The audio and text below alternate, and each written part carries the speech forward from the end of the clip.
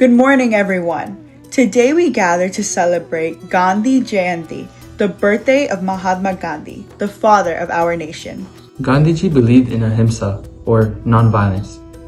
It showed the world that peace was more powerful than war. He taught us the importance of truth, simplicity, and courage in daily life. Gandhiji's dream was of a just and peaceful world where everyone is treated equally. He reminded us that real strength comes not from anger but from love and forgiveness.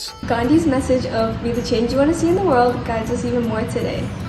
By following his path, we can make our families, our communities, and our schools better. Though we live outside India, his values inspire us to respect others and live with kindness. Let us carry his torch of peace, unity, and service wherever we go. On this Gandhi Jayanti, let us remember his life, practice his values, and spread his light to the rest of the world. Thank you.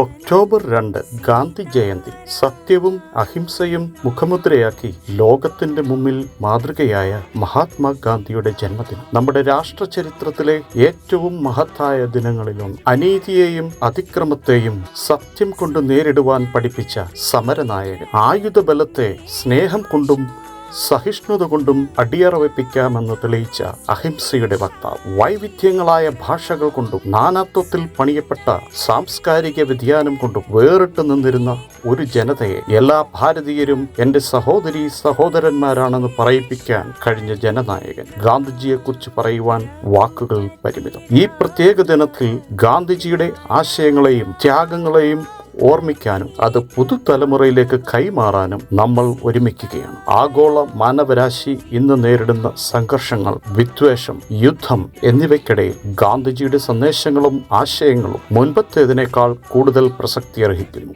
സത്യം, കരുണ, സഹിഷ്ണുത, പരസ്പര ബഹുമാനം തുടങ്ങിയ ഗാന്ധിയൻ സിദ്ധാന്തങ്ങൾ കാലാതിവർത്തികളായി എന്നും നിലകൊള്ളട്ടെ എന്ന് നമുക്ക് പ്രാർത്ഥിക്കാം. ഗാന്ധിജി കേവലം ഒരു വ്യക്തിയല്ല, പ്രത്യുത അതൊരാശയം ആണ്. ചരിത്രത്തിന്റെ എഴുതപ്പെട്ട പുറംതാളുകളിൽ മാത്രമല്ല, കോടാനുകോടി ജനമനസ്സുകളിൽ ജീവിക്കുന്ന ഒരു ജീവശക്തിയാണ്. ആ മഹാനുഭാവന്റെ ത്യാഗോജ്വല ജീവിതത്തിന് മുന്നിൽ നമുക്കും നമ്ര ശിരസ്കരാകാം. സത്യമേവ ജയതേ.